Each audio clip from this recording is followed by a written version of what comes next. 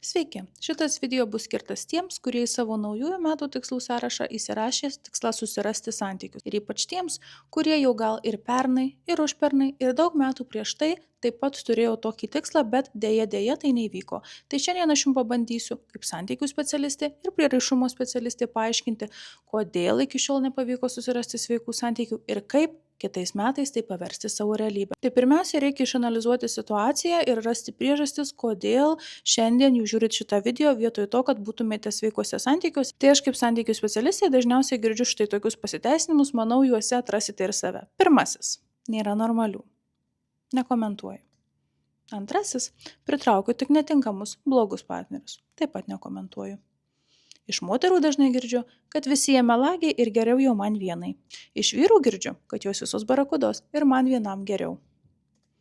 Taip pat palikau vietos įrašyti jums savo variantą, nes nebejoju, kad tikrai turite 1, 5, 10 ar daugiau pasiteisinimų, kodėl nesate santykiuose, bet ne vienas jų nėra tiesa. Tiesą aš jums papasakosiu va dabar. Tai atsakymas, kodėl nepavyksta rasti tų sveikų santykių. Aš nekalbu apie bet kokius santykius, situationshipus ir kažkokius neapibrėžtus ten vienos nakties nuotykius ir taip toliau. Ne, šitus tai aš manau jūs puikiai susirandat. Aš kalbu apie sveikus, tvirtus, saugius santykius. Tai vad, kodėl jų nepavyksta susirasti, nes taiko tas pačias strategijas, kurios neveikia, bet į tai užsimerkiat, kartojat ir galvojat, kad gal šį kartą paeis. Kaip sakė gerbiamas Albertas Einšteinas, beprotybės apibrėžimas, to paties dalyko kartojimas, tikintis vis kito rezultato.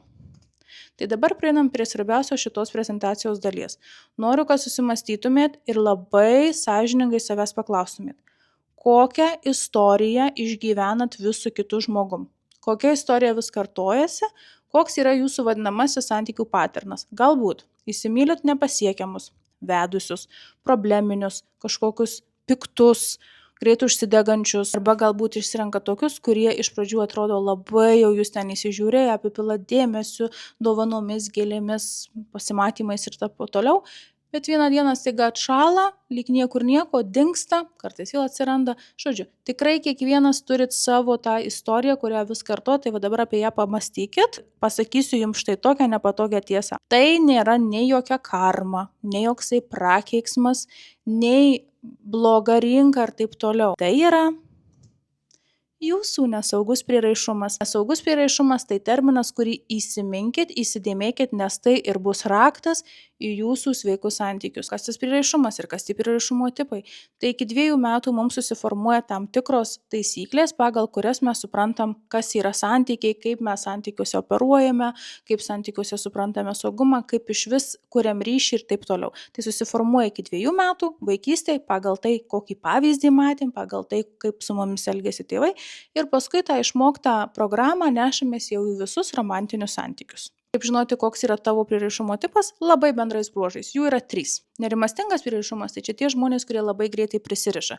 Jie po pirmo pasimatymo gali jau pradėti mintyse planuoti vestuves, galvoti, kad sutiko savo ten jau tą antrą pusę, sielos draugą, be kurio negali gyventi. Jie labai greitai nori artumo, santykių, etikečių, statusų ir taip toliau. Kuo greičiau, taip sakant, prisirišti emociškai ir jeigu patiria bent kokį atsitraukimą, atšalimą arba kažkokią pauzę santykiuose, jiem tiesiog šakės, jie nori lipti sienom, jie negali pakelti vienatvės, dažnai nuleidžia standartus, būna su bet kuo vien dėl to, kad nebūtų vieni, tai čia nerimastingas prieraišumas. Jo priešingybė yra vengiantis prieraišumas. Tai čia tie žmonės, kuriems yra labai sunku išbūti ilgesniam santykyje.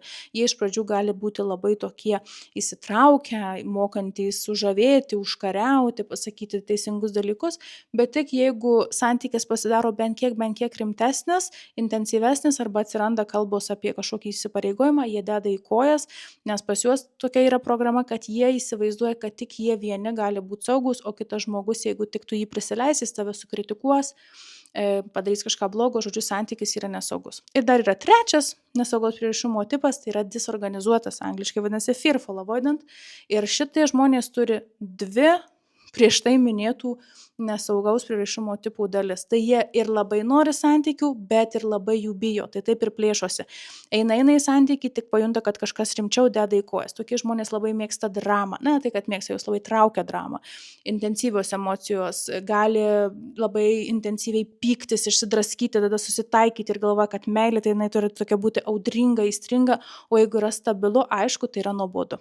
Kodėl sakau, kad prieraišumo tipo žinojimas yra kaip raktas į savo sveikus santykius, dėl to, kad kai žinai savo prieraišumo tipą, kas įvyksta, nebekartoji santykių klaidų, nes pagaliau supranti, kad čia tavo programos, o ne kažkokios klaidos, ne kažkokie nesusišnekėjimai. Tiesiog jeigu iš santykių į santykius eini ir kartojasi tą pačią istoriją, tai ir yra tas tavo vadinamasis santykių paternas, santykių programa, kurią vis kartoji. Antras dalykas, pagaliau supranti, kodėl vis pasirenki tuos netinkamus partnerius, arba kaip daugelis sako, kodėl aš pritraukiu blogus partnerius, tai va dėl to, kad tos pasąmoninės programos valdo ir va taip, va nors logiškai suprantam, kad mes visiškai nenorim partnerio, kuris ten su mumis nesiskaitys, mus vers jaustis ten nepakankamai gerais, dinginės, atsiras, meluos, bet mes jo niekaip negalėsim paleisti, mes to nenorim, bet kažkodėl vis užsisukam. Tai jeigu va šitas sakinys yra apie jūs, tai irgi tikriausiai turit nesaugų prieraišumo tipą.